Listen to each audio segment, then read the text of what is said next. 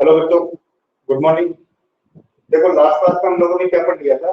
Last class में अपन ने पिछली क्लास में डायमैग्नेटिक पढ़ लिया। डायमैग्नेटिक क्यों होता है, बिहेवियर क्यों है डायमैग्नेटिक बिहेवियर, वो पढ़ लिया। थ्योरेटिकल टॉपिक चल रहे हैं। और हम लोगों ने पैरामैग्नेटिक भी पढ़ लिया। डायमैग्नेटिक मटेरियल कौन सा होता है, एक बार कल का रिकॉल कराऊं तुम्हें। डायमैग्नेटिक मटेरियल वो जो मैग्नेटिक फील्ड से दूर भागने की कोशिश करता है ना। उनकी कोशिश पूरी हो पाती नहीं हो पाती वो एक अलग बात है। तो क्योंकि जो फोर्स होता है वो क्या होता है, वो इतना स्ट्रॉन्ग नहीं होता, वीक फोर्स होता है। तो उनके अंदर एक मैग्नेटिक मोमेंट क्रिएट हो जाता है, एक मैग्नेटिक मोमेंट डेवलप हो जाता है जब उनको मैग्नेट के आसपास रखा जाता है। तो वो magnetic moment external magnetic field के ऑपोजिट होता है। कल का वीडियो अपलोड कर दिया मैंने, वो देख लेना, है ना। ये जो है ये नॉर्थ पोल और ये साउथ पोल, जैसे ये इधर की मैग्नेटिक फील्ड लगा हुआ है वेक्टर बी नाम का, और मैंने यहाँ पर ये डायमैग्नेटिक मटेरियल रखा। ये डायमैग्नेटिक मटेरियल को होता क्या है, ये डायमैग्नेटिक मटेरियल जैसे एक्सटर्नल मैग्नेटिक फील्ड में रखा जाता है तो ये अपने अंदर एक मैग्नेटिक मोमेंट क्रिएट कर लेता है। और वो एक्सटर्नल मैग्नेटिक फील्ड के ऑपोजिट डायरेक्शन में होता है, मतलब इस साइड के अंदर होता है। अब इस साइड के अंदर अगर वेक्टर है माना है, इसका मतलब यहाँ बनना चाहिए क्या, यहाँ बनना चाहिए नॉर्थ पोल, यहाँ बनना चाहिए साउथ पोल। अब होता क्या है कि नॉर्थ के सामने नॉर्थ आ जाता है, साउथ के सामने साउथ आ जाता है, और ये रिपल्शन महसूस करता है, ये दूर भागता है। तो ये तो डायमैग्नेटिक मटेरियल मैंने पूरा एटॉमिक थ्योरी लेके इलेक्ट्रॉन कैसे घूमेगा, इलेक्ट्रॉन का सेंट्रीफ्यूगल फोर्स कैसे घटेगा बढ़ेगा, वो सारा क्लियर कर दिया था। फिर हम लोगों ने देखा था पैरामैग्नेटिक मटेरियल। पैरामैग्नेटिक मटेरियल क्या है कि इसके अंदर अगर हम लोग पैरामैग्नेटिक मटेरियल को किसी एक्सटर्नल व्यू में रखेंगे, जैसे मान लो ये इधर नॉर्थ पोल है, ये इधर साउथ पोल है, ये एक्सटर्नल मैग्नेटिक फील्ड है। अब मैंने इसके अंदर एक मटेरियल रखा जो कि कैसे है, पैरामैग्नेटिक मटेरियल। तो ये अब क्या करेगा, अपना अपना जो मैग्नेटिक मोमेंट है वो इसी डायरेक्शन में क्रिएट कर देगा। वैसे ऑलरेडी इसके हर एटम के अंदर मैग्नेटिक मोमेंट होता है, लेकिन जब तक एक्सटर्नल बी नहीं लगाते वो रैंडमली ओरिएंटेड होते हैं और सब एक दूसरे से कैंसिल हो जाते हैं। लेकिन टोटल मैग्नेटिक मोमेंट क्या हो जाता है, जीरो। लेकिन जैसे हम लोग उसको एक्सटर्नल मैग्नेटिक फील्ड में रखते हैं, इसका मैग्नेटिक मोमेंट इस डायरेक्शन के अंदर आ जाता है। और इस डायरेक्शन में मैग्नेटिक मोमेंट आने का मतलब ये है कि इधर बनेगा साउथ पोल, इधर बनेगा नॉर्थ पोल। अब साउथ के सामने नॉर्थ आ जाता है, और साउथ के सामने नॉर्थ आ जाता है, तो ये दोनों एक दूसरे को क्या करते हैं, अट्रैक्ट करते हैं। आज हम लोग पढ़ने वाले हैं फेरोमैग्नेटिक मटेरियल। फेरोमैग्नेटिक मटेरियल इन्हीं की हायर डिग्री है, कैसे समझ लो। इनके अंदर लाइट अट्रैक्शन होता है, ये तो रिपेल करते हैं। डायमैग्नेटिक मटेरियल को रिपेल करता है, ठीक है, मतलब दूर मान लो, जो मैग्नेटिक फील्ड से दूर भागे। हमेशा इसकी टेंडेंसी क्या हो, हायर मैग्नेटिक फील्ड से लोअर मैग्नेटिक फील्ड जाने की। इनकी टेंडेंसी है हायर मैग्नेटिक फील्ड से लोअर मैग्नेटिक फील्ड जाने की ना होके लोअर मैग्नेटिक फील्ड से हायर, मतलब ये मैग्नेट से अट्रैक्ट करेंगे। इनकी कोशिश रहेगी कि मैं मैग्नेट की तरफ चलूं, लेकिन अट्रैक्शन लाइट होता तो ये उनको चलते हुए दिखते नहीं है। एग्जांपल मैंने बताई थी आप लोगों को इसके। तो अब हम लोग पढ़ रहे हैं फेरोमैग्नेटिक मटेरियल। तो इन्हीं की higher degree ferromagnetic material, ferromagnetic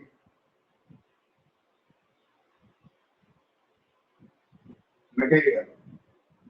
ferromagnetic material क्या होते हैं, वो मटेरियल जो स्ट्रॉन्गली अट्रैक्ट होते हैं टुवर्ड्स मैग्नेट है, मैग्नेट की तरफ स्ट्रॉन्ग अट्रैक्शन होता है इनका, और वो अपने को मैग्नेट की तरफ जाते हुए दिखते हैं, चिपकते हुए दिखते हैं। जब लोहे को मैग्नेट के पास रखोगे तो लोहा उसके जाके चिपकेगा, तो अपने को वो अट्रैक्शन दिखेगा। तो दोज मटेरियल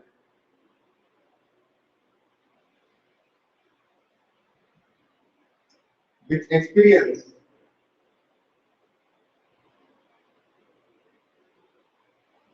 strong attraction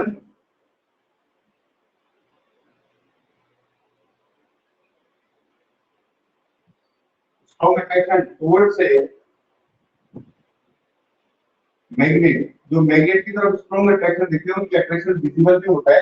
अच्छा, ये इनकी टेंडेंसी हमेशा कहां से कहां जाने की होती है, इनकी टेंडेंसी हमेशा lower magnetic field to higher magnetic field जाने की होती है। क्यों, क्योंकि मैग्नेट के पास में क्या होता है, हायर मैग्नेटिक फील्ड, और मैग्नेट से दूर क्या होता है, लोअर मैग्नेटिक फील्ड। इनकी टेंडेंसी होती है ऑलवेज, जो वाले जो मेटल होते हैं ऑलवेज हम tendency,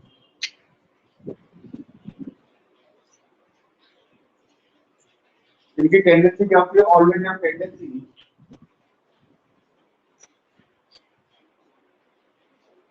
to move from lower magnetic field to higher magnetic field, या weaker magnetic field to stronger magnetic field. अच्छा ये जो है अपने अंदर क्या कर लेते हैं, स्ट्रॉन्ग मैग्नेटिक मोमेंट बना लेते हैं उसी डायरेक्शन में जिस डायरेक्शन के अंदर वेक्टर बी होता है। Obviously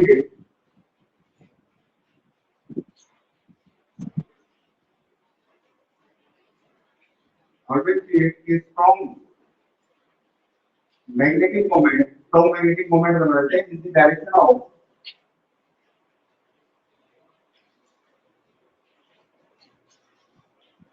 in the direction of external B। External B के डायरेक्शन के अंदर क्या कर लेते हैं, स्ट्रॉन्ग मैग्नेटिक मोमेंट बना लेते हैं। तो ये इसकी टेंडेंसी होती है। कौन कौन से एग्जांपल है इसके, एग्जांपल की बात करें तो वही कॉमन एग्जांपल, एक तो iron, iron strong residual ferromagnetic material है, निकेल, कोबाल्ट, ये सारे के सारे फेरोमैग्नेटिक मटेरियल है। गैडोलीनियम, एक और नाम याद रखो आपको, गैडो लीनियम, स्टील वगैरह, ये सारे के सारे क्या है, ये सारे के सारे ये जो है ये अपने क्या है फेरोमैग्नेटिक मटेरियल है। तो ये फेरोमैग्नेटिक मटेरियल होते हैं। अच्छा इनके अंदर स्ट्रॉन्ग अट्रैक्शन अपने को नजर आएगा। अब ये जो कि फेरोमैग्नेटिक मटेरियल की हेरिडिटी है, ये जो है these materials are higher degree of, क्योंकि अट्रैक्शन का उनका क्यों रहता है, लेकिन उनमें लाइन अट्रैक्शन था, इसमें स्ट्रॉन्ग अट्रैक्शन होता है। Higher degree of paramagnetic material.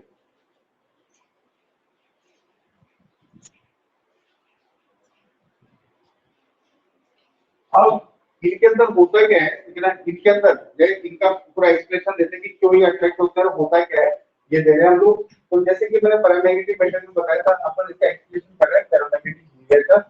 तो इसका नोट कर लो, इसको स्क्रीनशॉट ले लो।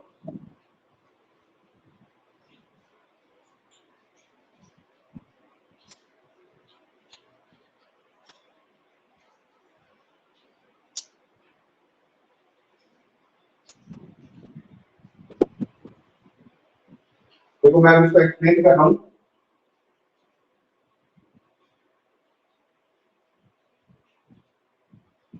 Explanation of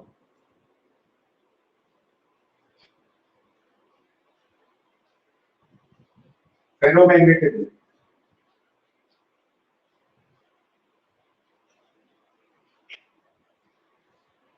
ferromagnetic behaviour, ferromagnetic behaviour का एक्सप्लेनेशन देखो। देखो कैसे एक्सप्लेन करें फेरोमैग्नेटिक बिहेवियर को। होता क्या है इनके अंदर, क्योंकि ये पैरामैग्नेटिक, इनके अंदर भी एक सिंगल इलेक्ट्रॉन घूमता है ना, इनके अंदर भी क्या होता है, सिंगल इलेक्ट्रॉन घूमता है। इसके अंदर भी मोनो ईच एटम इस single electron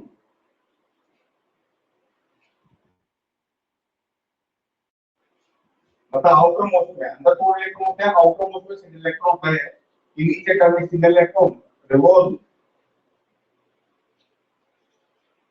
around nucleus. Nucleus के अराउंड एक सिंगल इलेक्ट्रॉन घूमता है। अब वो सिंगल इलेक्ट्रॉन घूमेगा तो जैसे ये सिंगल इलेक्ट्रॉन है, ये आउटर मोस्ट लेयर है, इसके अंदर सिंगल इलेक्ट्रॉन घूम रहा है, ये इलेक्ट्रॉन घूम रहा।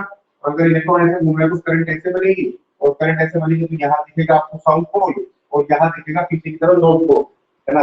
सामने वाले फेस में साउथ पोल दिख रहा है तो पीछे वाले फेस में नॉर्थ पोल दिखेगा, और नॉर्थ पोल दिखेगा तो हर atom behave like a atomic magnet. Each atom behave like a atomic magnet. मतलब हर एटम की मैग्नेट होता है, एटॉमिक मैग्नेट। तो जब हर एटम मैग्नेट होता है, मतलब अगर आप लोहे का टुकड़ा ले लो, सपोज करो कि ये लोहे का टुकड़ा है, कि ये जो है ये इसके लोहे की बनी हुई है, वैसे भी लोहे की है ये, तो ये लोहे की बनी हुई है, तो इसका हर एटम जो है वो मैग्नेटाइज है। हर एटम के अंदर मैग्नेटिज्म है, हर एटम मैग्नेट की तरह बिहेव कर रहा है। लेकिन पूरा का पूरा मैग्नेट नहीं है, पूरा मैग्नेट नहीं है। क्यों नहीं है पूरा मैग्नेट, क्यों, क्योंकि इसके जो मैग्नेटिक मोमेंट है वो रैंडमली ओरिएंटेड, मैग्नेटिक मोमेंट जो है वो रैंडमली ओरिएंटेड है। और मैग्नेटिक मोमेंट रैंडमली ओरिएंटेड होता है तो वही वही पैरामैग्नेटिक बिहेवियर जैसा होता है। होता क्या है कि जैसे कि पूरा का पूरा मटेरियल है, ये पूरा का पूरा मटेरियल है, तो इसके अंदर क्या हो रहा है, इसके अंदर कोई किसी का मैग्नेटिक मोमेंट ऐसे, किसी का मैग्नेटिक मोमेंट ऐसे, किसी का मैग्नेटिक मोमेंट ऐसे और किसी का मैग्नेटिक मोमेंट ऐसे, तो इसने इसको कैंसिल कर दिया, इसको कैंसिल कर दिया। फिर किसी का मैग्नेटिक मोमेंट ऐसे, किसी का मैग्नेटिक मोमेंट ऐसे, किसी का मैग्नेटिक मोमेंट ऐसे और किसी का मैग्नेटिक मोमेंट ऐसे, इन दोनों ने कैंसिल कर दिया, इन दोनों ने कैंसिल कर दिया। फिर किसी का मैग्नेटिक मोमेंट ऐसे, किसी का मैग्नेटिक मोमेंट ऐसे, किसी का मैग्नेटिक मोमेंट है इस तरह से, किसी का मैग्नेटिक मोमेंट इस तरह से, तो हर कोई एक दूसरे को कैंसिल कर देता है। अब होता क्या है कि जब ये तो पैरामैग्नेटिक मटेरियल की डायग्राम बनाया था मैंने, तो जब अपन इनको एक्सटर्नल मैग्नेटिक फील्ड में रखते हैं सारे के सारे एकदम घूम जाते हैं, तो स्ट्रॉन्ग ये जो है एक मैग्नेटिक मोमेंट क्रिएट हो जाता है। लेकिन फेरोमैग्नेटिक मटेरियल में क्या होता है, जरा ध्यान से देखो, बहुत सारे एटम जिनका मैग्नेटिक मोमेंट एक डायरेक्शन में होता है, करीबन 10⁻26 से 10⁻29 एटम। जैसे अगर हम लोग ध्यान से देखें इसको, तो देखो ये जो है ये इसका मैग्नेटिक मोमेंट नीचे की तरफ जा रहा है, इसका मैग्नेटिक मोमेंट भी नीचे की तरफ जा रहा है, तो इन दोनों का मैग्नेटिक मोमेंट सेम डायरेक्शन में है ना। ऐसे और भी होंगे बहुत सारे, इसका मैग्नेटिक मोमेंट ऊपर जा रहा है, इसका मैग्नेटिक मोमेंट भी ऊपर जा रहा है, इसका मैग्नेटिक मोमेंट देखो इस साइड में जा रहा है, इसका मैग्नेटिक मोमेंट इस साइड के अंदर जा रहा है। तो बहुत सारे ऐसे जो सेम मैग्नेटिक मोमेंट के मोमेंट वाले हैं, जिनका मैग्नेटिक मोमेंट सेम डायरेक्शन में, ऐसे बहुत सारे एटम एक जगह इकट्ठे हो जाते हैं और एक रीजन बना लेते हैं जिसको हम बोलते हैं डोमेन, जिसको हम लोग बोलते हैं डोमेन। तो इसको समझाते हैं हम लोग डोमेन स्ट्रक्चर से। हर एटम के अंदर मैग्नेटाइज है, हर एटम जो मैग्नेटाइज है, सारे एटम जो छोटे छोटे मैग्नेट बने हुए हैं, लेकिन पूरा लोहे का टुकड़ा मैग्नेट क्यों नहीं है। तो देखो क्या होता है कि जैसे मान लो ये लोहे का टुकड़ा है ना, और अभी एक्सटर्नल बी 0 है, एक्सटर्नल बी जो है वो एक्साइड है, एक्सटर्नल बी 0 है।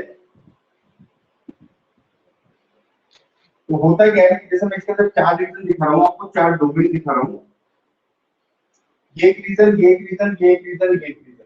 अब इस रीजन के अंदर बहुत सारे छोटे छोटे एटम इकट्ठे हो गए, बहुत सारे एटम इकट्ठे हो गए जिनका मैग्नेटिक मोमेंट इस डायरेक्शन के अंदर है।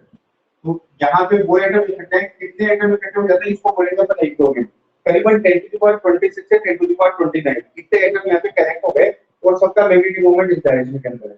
यहाँ पर वो एटम इकट्ठे हो गए जिनका मैग्नेटिक मोमेंट इस डायरेक्शन के अंदर, यहाँ पे वन एटम इकट्ठे हो गए जिनका मैग्नेटिक मोमेंट।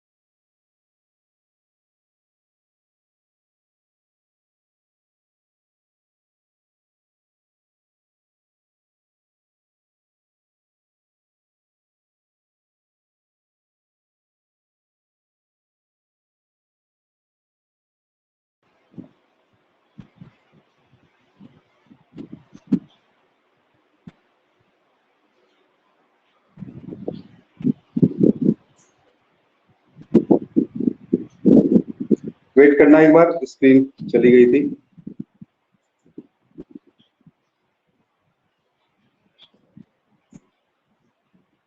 अब दिख रही है स्क्रीन?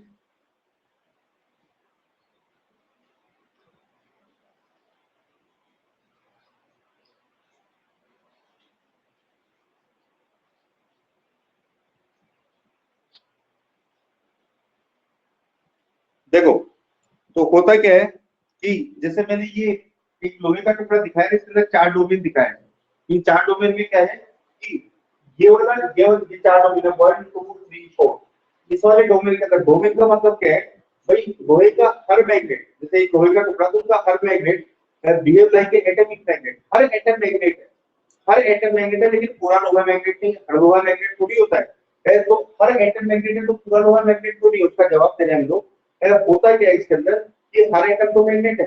अब बहुत सारे एटम, लेकिन करीबन 10⁻26 से 10⁻29 एटम है जिनका सबका मैग्नेटिक मोमेंट इस डायरेक्शन के अंदर है, वो सारे यहाँ इकट्ठे हो गए और इस छोटे से रीजन को बोलेंगे हम लोग डोमेन। तो ये डोमेन बना, यहाँ पर वो सारे के सारे एटम इकट्ठे हो गए जिनका मैग्नेटिक मोमेंट है नीचे की तरफ, यहाँ पर वो एटम इकट्ठे हो गए जिनका मैग्नेटिक मोमेंट है इस डायरेक्शन के अंदर, यहाँ पर वो एटम इकट्ठे हो गए जिनका मैग्नेटिक मोमेंट है इस डायरेक्शन के अंदर।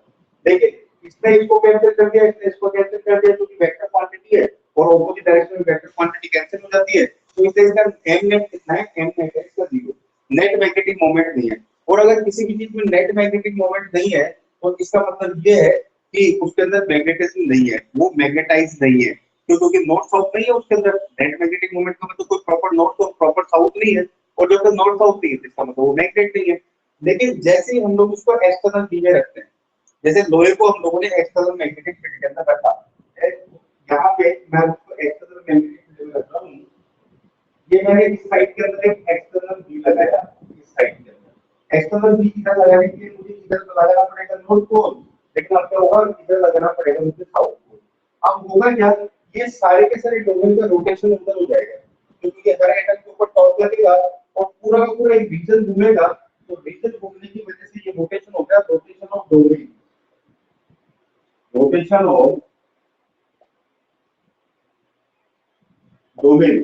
तो सारे का सारा ये तो इधर था ही, ये तो पहले से इधर था। अब ये वाला भी साइड के अंदर हो जाएगा,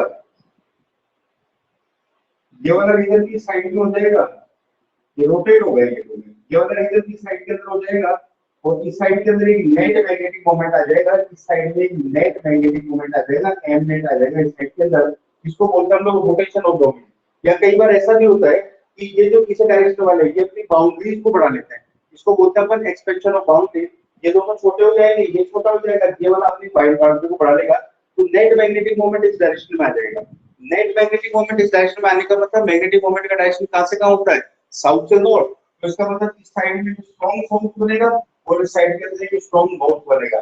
स्ट्रॉन्ग क्यों क्यों क्योंकि पूरा का पूरा रीजन घुमा है, पूरा का पूरा रीजन घुमा है, तो इसलिए ये साउथ के सामने ये नॉर्थ आ जाए, ये एक्सटर्नल मैग्नेट रखा है इसके बाद में, तो ये साउथ के सामने नॉर्थ आ गया, यहाँ पे ये नॉर्थ के सामने साउथ आ गया, और ये क्या होता है, स्ट्रॉन्गली अट्रैक्ट होता है। तो ये है क्या, ये है या तो रोटेशन ऑफ डोमेन से या expansion of boundary of domain, इसकी बाउंड्री बढ़ जाएगी। तो ये जो है इस तरह से ये इसके फेरोमैग्नेटिज्म को हम लोग डोमेन कॉन्सेप्ट से क्या करते हैं, समझाते हैं। तो इसलिए इसलिए ये क्या करता है, अट्रैक्ट करता है। और इसके एग्जांपल कौन कौन से, आयरन, निकल, कोबाल्ट, गैडोलिनियम वगैरह, ये इसके एग्जांपल है, ध्यान रखना आप लोग। तो ये है फेरोमैग्नेटिक बिहेवियर। तो बताओ मुझे क्लियर हुआ क्या? ये पैरामैग्नेटिक मटेरियल की हायर डिग्री है बस केवल, उसके अंदर भी उसके अंदर एक एक एटम घूमा था, एक एक एटम, और इसके अंदर पूरा का पूरा एक रीजन घूमता है। पहले वो सारे एटम एक जगह इकट्ठे हो जाते हैं जिनका मैग्नेटिक मोमेंट एक डायरेक्शन में होता है, तो जब तक एक्सटर्नल बी नहीं होता तब तक तो नेट मैग्नेटिक मोमेंट जीरो होता है, ये लेफ्ट वाला डायग्राम। और फिर जैसे ही हम लोग एक्सटर्नल बी लगाते हैं तो ये सारे डोमेन इस साइड में रोटेट कर जाते हैं, और नेट मैग्नेटिक मोमेंट क्या हो जाता है, बी के डायरेक्शन में होने की वजह से अट्रैक्शन होता है। ये है। तो बताओ ये क्लियर है क्या?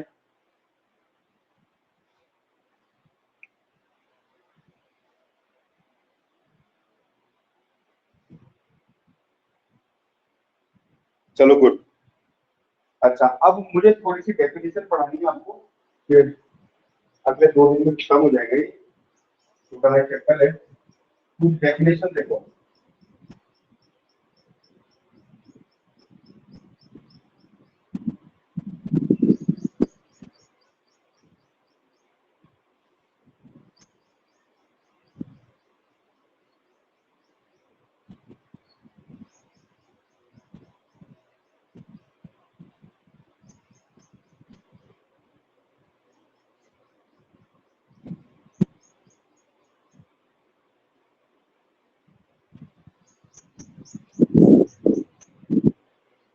देखो सबसे पहले देखो मैग्नेटिक परमिटिविटी।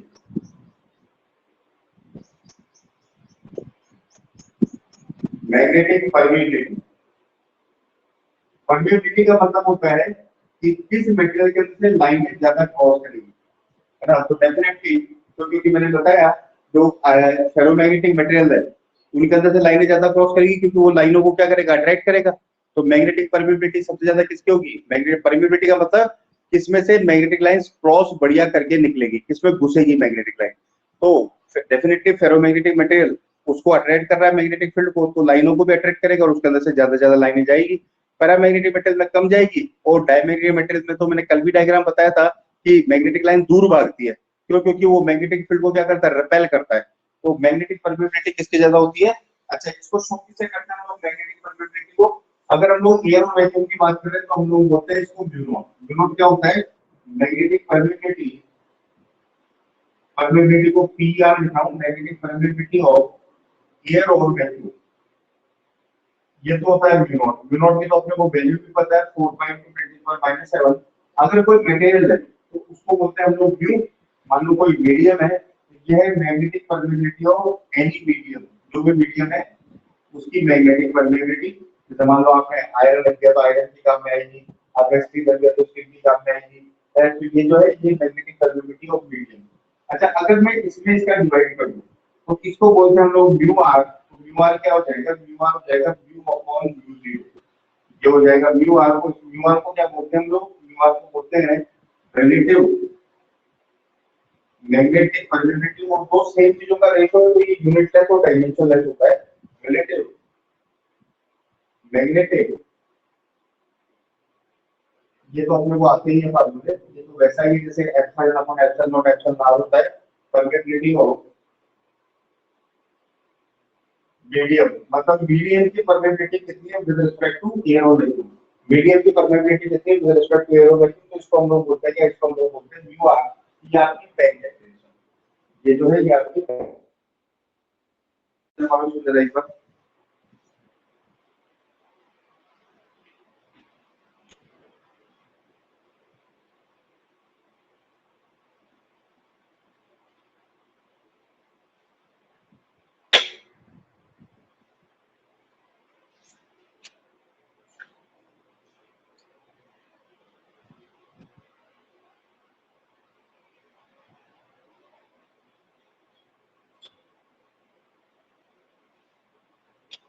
उसके बाद नेक्स्ट देखो, ये डेफिनेशन हुई। नेक्स्ट देखो मैग्नेटाइजिंग फोर्स। ध्यान रखना, अपना एक फार्मूला निकला है mu r equals to mu upon mu zero. और ये म्यू आर जो होता है ये यूनिट लेंथ और डायमेंशन का फायदा साइड में। नेक्स्ट देखो magnetising force. Magnetising force, magnetising force को हम लोग एच से लिखते हैं। इसको लिखते हैं हम लोग एच से। होता क्या है ये मैग्नेटाइजिंग फोर्स, जैसे मान लो कि ये सॉलिनॉइड है,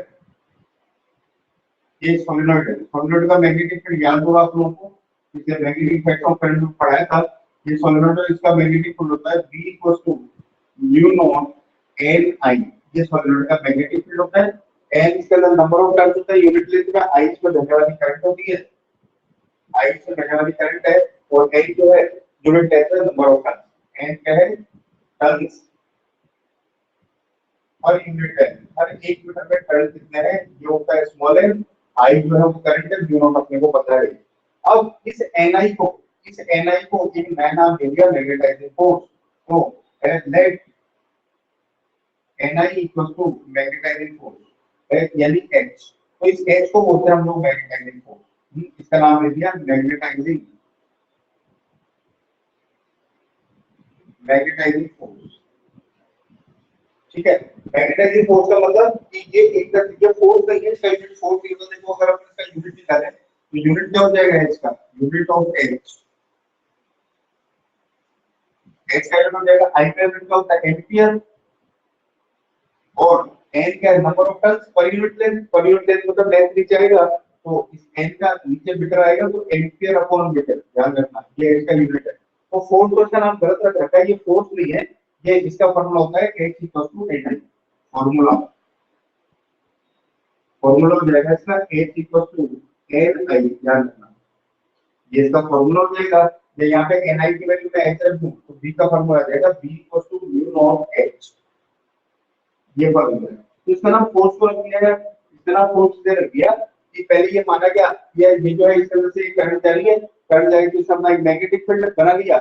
और मैग्नेटिक फील्ड बनाने तो अब अगर मैं इसमें कोई लोहे की रॉड डाल दूं, है ना, कोई लोहे की रॉड डाल दी है, मैंने एक रॉड डाल दी है लोहे की, तो ये इसके ऊपर फोर्स लगाएगी भैया तू भी मैग्नेट बन जा, तू भी मैग्नेट बन जा। तो H जो है वो इससे रिलेटेड क्वांटिटी सोलेनॉइड से, मतलब ये सोलेनॉइड एक तरह से इसके ऊपर फोर्स लगा रही है रॉड के ऊपर कि तू भी मैग्नेट बन जा, क्योंकि धीमे धीमे ये भी मैग्नेटाइज होगी। इसके अंदर के नॉर्थ और साउथ के होंगे, इसके मैग्नेटिक मोमेंट घूमेगा, इसके मैग्नेटिक मोमेंट अभी बताया था ना मैंने, रोटेशन होगा डोमेन का, तो उसके डोमेन घूमेंगे, इसके अंदर के नॉर्थ साउथ बनेंगे। तो ये इसके ऊपर एक तरह से रॉड के ऊपर फोर्स लगा रही है, इससे इसका नाम रख दिया मैग्नेटाइजिंग मोमेंट। तो ध्यान रखना H किससे रिलेटेड क्वांटिटी है, H रिलेटेड क्वांटिटी है सोलेनॉइड से, है। और इसका यूनिट क्या होता है, इसका एम्पियर अपॉन मीटर। डायमेंशन क्या हो जाएगी एम्पियर का A1 मीटर का नीचे से ऊपर एलिमेंट जाएगा तो A1 N-1 इसका डायरेक्शन हो जाएगा। तो मैं A1 N-1 तो इसको बोलते हैं हम लोग मैग्नेटाइजिंग फोर्स। फॉर्मूला ध्यान रखो H = NI।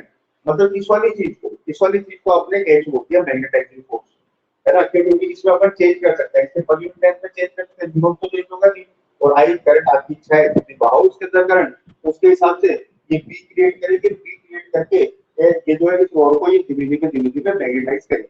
ये है बात। तो इसको बोलते हैं हम लोग मैग्नेटाइजिंग फोर्स, याद रखना। अच्छा नेक्स्ट देखो, नेक्स्ट बात करते हैं हम लोग। तो ई फॉर्मूला हुआ है हमारा H = NI, सॉलिनॉइड से रिलेटेड है ये ध्यान रखना। और यहाँ पे एक फॉर्मूला और आ गया B = μ0 है, जो फॉर्मूला आते जा रहे हैं वो अपन यहाँ करते हैं। और H का नाम है मैग्नेटाइजिंग फोर्स। अब नेक्स्ट देखो इंटेंसिटी ऑफ मैग्नेटाइजेशन। अब क्या होगा कि जैसे अभी आप भी फिजिक्स से रिलेटेड काम कर रहे हो, मैं भी फिजिक्स से रिलेटेड काम कर रहा हूँ, बस फर्क इतना है कि मैं पढ़ा रहा हूँ और आप लोग पढ़ रहे हो, है ना, मैं सिखाने की कोशिश कर रहा हूँ और आप लोग सीखने की कोशिश कर रहे हो। तो ऐसे ही इन दोनों के अंदर भी मैग्नेटिज्म होगा क्या, फर्क कितना है, ये सोलेनॉइड मैग्नेट बना रही है, मतलब इस रॉड को मैग्नेट बनाने की कोशिश कर रही है और ये रॉड मैग्नेटाइज हो रही है। तो इसके अंदर क्या है, इसके अंदर इंटेंसिटी ऑफ मैग्नेटाइजेशन आ रहा है। नेक्स्ट है इंटेंसिटी ऑफ मैग्नेटाइजेशन, ये रॉड से रिलेटेड है। इंटेंसिटी ऑफ मैग्नेटाइजेशन ये रॉड से रिलेटेड है। इंटेंसिटी ऑफ मैग्नेटाइजेशन इसको हम लोग बोलते हैं IM। आई का मतलब इंटेंसिटी, मैग्नेटाइजेशन का मतलब M। IM करेक्ट है ये। इसके अंदर जो मैग्नेटिक फील्ड डेवलप होगा उसका नाम है इंटेंसिटी ऑफ मैग्नेटाइजेशन IM, है ना। तो देखो IM क्या लिखे अपन, IM लिखे कि अभी रॉड के अंदर एक मैग्नेटिक मोमेंट बनेगा, नेट मैग्नेटिक मोमेंट की तो डोमेन घूमेगा, इसके लोहे की रॉड है ना, आयरन रॉड है ये जो है ये आयरन की रॉड है और अभी के आयरन का मिलियन समझाएगा। तो इसके पर वॉल्यूम के अंदर कितना मैग्नेटिक मोमेंट आया उसको हम लोग बोलते हैं इंटेंसिटी ऑफ मैग्नेटाइजेशन। यानी मैग्नेटिक मोमेंट कितना मैग्नेटिक मोमेंट डेवलप कर पाएगा, magnetic moment capital M upon volume of the rod, volume of rod यानी V। तो IM का फार्मूला क्या हो गया, IM का फार्मूला हो गया कैपिटल M अपॉन V, ये फार्मूला हो गया। अब मान लो रॉड जो है वो मैग्नेट बन के बाहर निकली, ये मैग्नेट बन के बाहर निकली, ये रॉड बाहर निकली, मैग्नेट बन के बाहर निकली तो एक तरफ से नॉर्थ बन गया, एक तरफ साउथ बन गया, तो इसका कुछ क्रॉस सेक्शन एरिया भी होगा और इसके अंदर पोल स्ट्रेंथ भी आ गई होगी। ये पोल स्ट्रेंथ होगी इसकी है तो मान लीजिए दोनों के बीच का लेंथ है 2l। आप इस फार्मूले को ऐसे भी लिख सकते हो, n को क्या लिख सकते हैं हम लोग, कैपिटल N को, मान लो बार मैग्नेट का मैग्नेटिक मोमेंट बताया था हमने n * 2l। और वॉल्यूम को क्या लिख सकते हो, वॉल्यूम को लिख सकते हो एरिया इनटू लंबाई, है ना, एरिया इनटू लेंथ, एरिया का ये मान लेते हैं हम लोग। तो एरिया मल्टीप्लाइड बाय लेंथ, फिर 12 से 12 कैंसिल हो जाएगा तो ये आ जाएगा n/a। तो ये भी फार्मूला होता है, n क्या है, m है पोल स्ट्रेंथ और a है क्रॉस सेक्शनल एरिया। आपने मैग्नेट बनाया है, ये है क्रॉस सेक्शनल एरिया। तो ये इसके दो फार्मूले हैं, या तो आप मैग्नेटिक मोमेंट अपॉन वॉल्यूम कर लो या पोल स्ट्रेंथ अपॉन एरिया कर लो, ये इसके दो फार्मूले होते हैं। अच्छा इनका यूनिट की बात करें हम लोग IM की, तो यूनिट देखो क्या हो जाएगा, यूनिट ऑफ। अब दो लोग मैग्नेट बन गए, एक तो सोलेनॉइड तो मैग्नेट है ही और ये रॉड भी मैग्नेट बन गई। जैसे मैंने आपको फिजिक्स सिखा दी है तो आपको भी फिजिक्स आ गई, मुझे तो आती है। तो ये जो है ये क्या है, ये जैसे इन दोनों के बीच में सेम सा काम चल रहा है, बस एक मैग्नेट बना रही है दूसरा मैग्नेट बन रही है। सोलेनॉइड मैग्नेट बना रही है और जो मैग्नेट बन रही है, तो यूनिट ऑफ IM क्या हो जाएगा, यूनिट ऑफ IM हो जाएगा m का यूनिट। अगर आपने ध्यान दिया हो कैपिटल याद करो तो कैपिटल M का यूनिट होता है एम्पियर इनटू मीटर स्क्वायर और नीचे वॉल्यूम का यूनिट होता है मीटर क्यूब। ये मीटर स्क्वायर से मीटर क्यूब कट जाएगा, ये आ जाएगा एम्पियर अपॉन मीटर। यार इसका यूनिट तो अभी जो h का यूनिट आया था वैसा ही आ गया, h का यूनिट भी एम्पियर अपॉन मीटर आया था, तो आना भी चाहिए, वैसी तो क्वांटिटी है भाई। h तो रिलेटेड है इससे, h तो रिलेटेड है इससे और IM रिलेटेड है इससे, दोनों फोटो मैग्नेटाइज है। ये मैग्नेटाइज कर रहा है, ये मैग्नेटाइजिंग फोर्स लग रहा है, इसके अंदर इंटेंसिटी ऑफ मैग्नेटाइजेशन आ रहा है और इसका डायमेंशन भी क्या हो जाएगा, डायमेंशन हो जाएगा E1 N-1। इसके दोनों सेम क्वांटिटी। भाई हम दोनों लोग सेम काम ही तो कर रहे हैं, मैं फिजिक्स पढ़ रहा हूं और आप फिजिक्स पढ़ रहे हो, काम तो फिजिक्स से रिलेटेड ही चल रहा है ना। तो इससे दोनों सेम क्वांटिटी है, बस ये रॉड से रिलेटेड क्वांटिटी है, रिलेटेड टू रॉड और वो जो है वो एक्सेलरेटेड क्वांटिटी है, वो है सॉलिड नॉट एक्सेलरेटेड क्वांटिटी। तो ये एक और वो इंटेंसिटी ऑफ मैग्नेटाइजेशन, देखो नजर मारो इसको एक बार। तो एक फार्मूला हो रहा है कि हमारा IM equal to N by V, capital M upon capital V, ये चीज लिख देता हूं मैं, IM equal to capital M upon capital V। देखो इसको नजर मारो, 2 सेकंड स्टे करो पेज पे।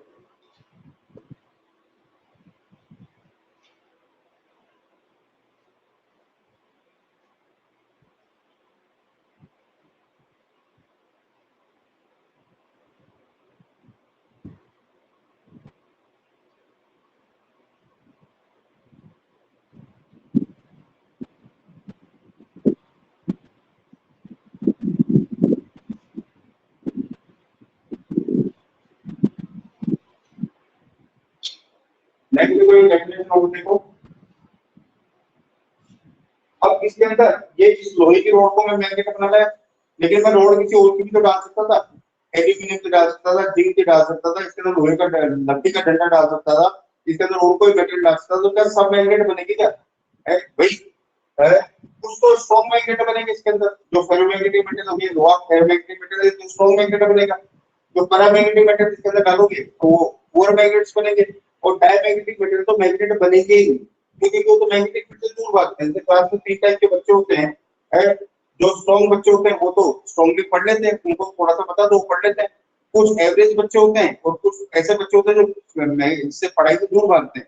तो जो पढ़ाई से दूर भाग रहा है वो तो डायमैग्नेटिक, जो लाइटली अट्रैक्टेड है, मतलब पढ़ना तो चाहता है लेकिन उनको समझ में नहीं आता, वो पैरामैग्नेटिक है। और कुछ ऐसे बच्चे जिनको मत समझ में भी आता, मत याद भी करता है, बहुत अच्छा स्टूडेंट है, तो वो फेरोमैग्नेटिक मटेरियल है।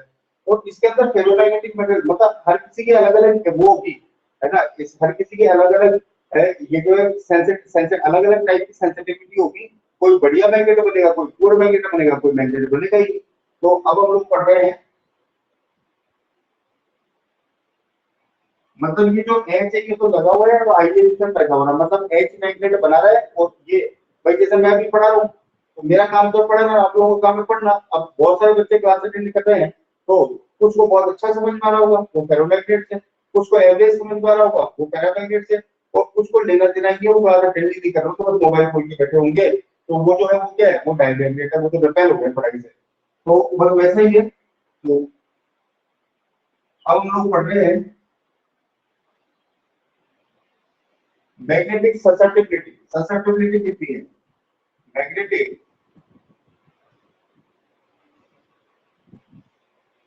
ससेप्टिबिलिटी, इसको हम लोग काई एम से शो करते हैं। इस निशान को बोलते हैं काई, CHI काई, और ये नीचे एम लगा देते हैं, एम का मतलब magnetic, magnetic susceptibility. Magnetic susceptibility क्या होता है? आपकी ससेप्टिबिलिटी क्या है, मैंने कितना पढ़ा है उसके एवज में आपको समझ में कितना है। मैंने मान लो 100 मार्क्स का पढ़ाया, आपको आपके मार्क्स है 77, आपको 70 मार्क्स से समझ में आएगा, आपकी ऐसा ससेप्टिबिलिटी है। कोई बच्चा है उसको 99 मार्क्स का समझ में आएगा, उसके मार्क्स ये आएंगे।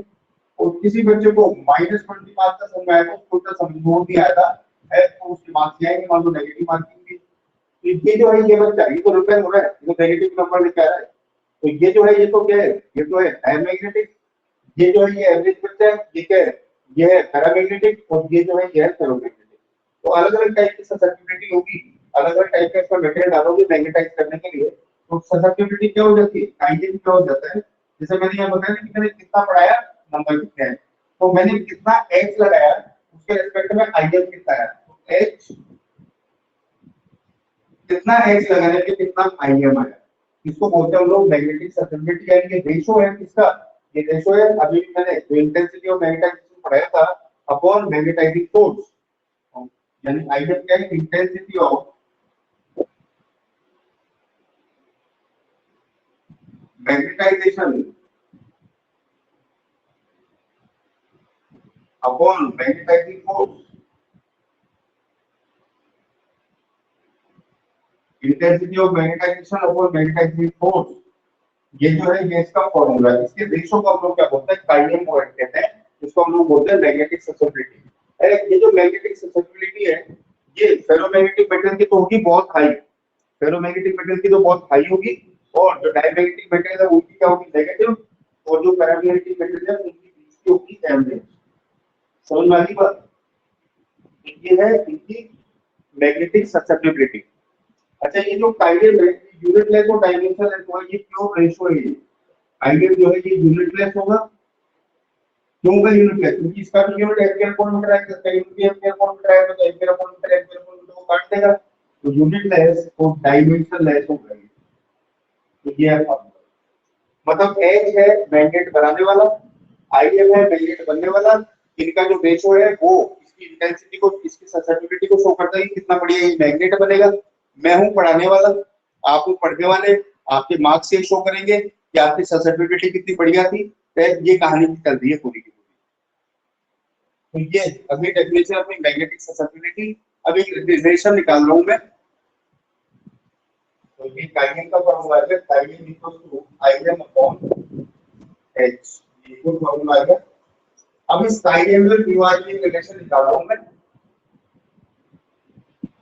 ये खत्म हो जाएंगे सारे डेफिनेशन वगैरह। Relation between chi m and mu R, इन दोनों के रिलेशन निकाल रहा हूं। काइनेम क्या है? मैग्नेटिक ससेप्टिबिलिटी, और म्यू आर क्या है? Relative magnetic permeability. अब देखो कैसे निकालेंगे।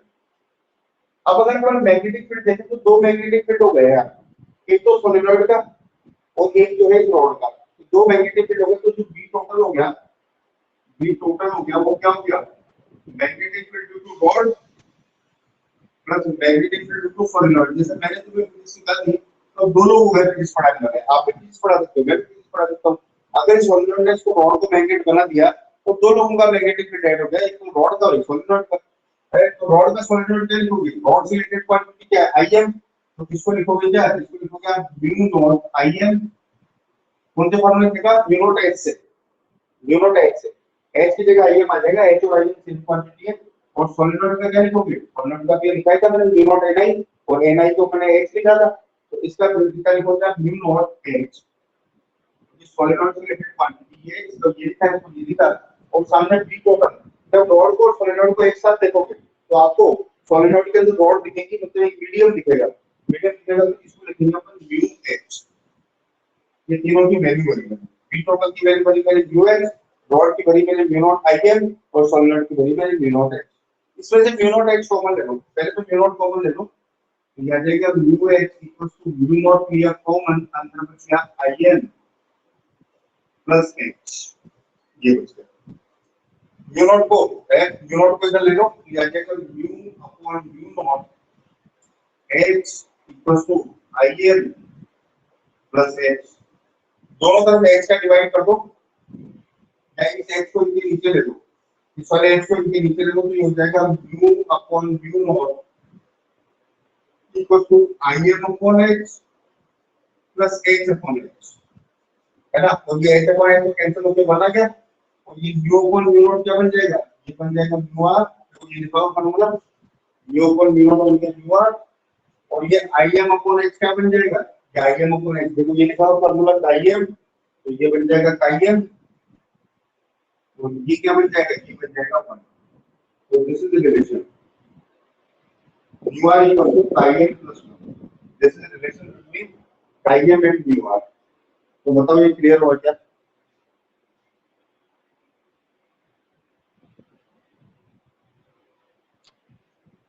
बताओ क्लियर है कि?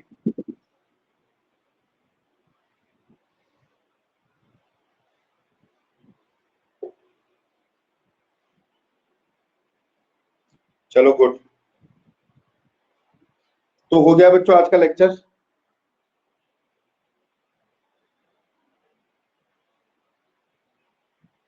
यही पढ़ाना था आज, एक तो फेरोमैग्नेटिक मटेरियल कंप्लीट करना था, एक डेफिनेशंस वगैरह कंप्लीट करनी थी। एक सिंगल टॉपिक और बचा आपके, जो कि नेक्स्ट क्लास में खत्म हो जाएगा, और वो जो है वो है हिस्टेरेसिस या बीएच कर्व। मतलब इस आईएम में और एच में कर्व बनाएंगे हम लोग, इसको कैसे कैसे अलग अलग टाइप से मैग्नेटाइज करें, तो इसका मैग्नेटिक बिहेवियर कैसा होगा, इसको कोई कर्व से स्टडी करना, उस कर्व को हम लोग हिस्टेरेसिस बोलते हैं। तो अगली क्लास में हो जाएगा वो, और एक चैप्टर फिनिश हो जाएगा, टाटा बाय बाय करेंगे इस चैप्टर को। इतना सा ही चैप्टर है, छोटा सा है ना, 5-7 क्लासों में हो जाता है, और थ्योरेटिकल चैप्टर है। तो चलो बच्चों आज की क्लास यही रोक रहा हूँ। Bye bye, take care, all the best, have a great day. Next class में मिलते हैं।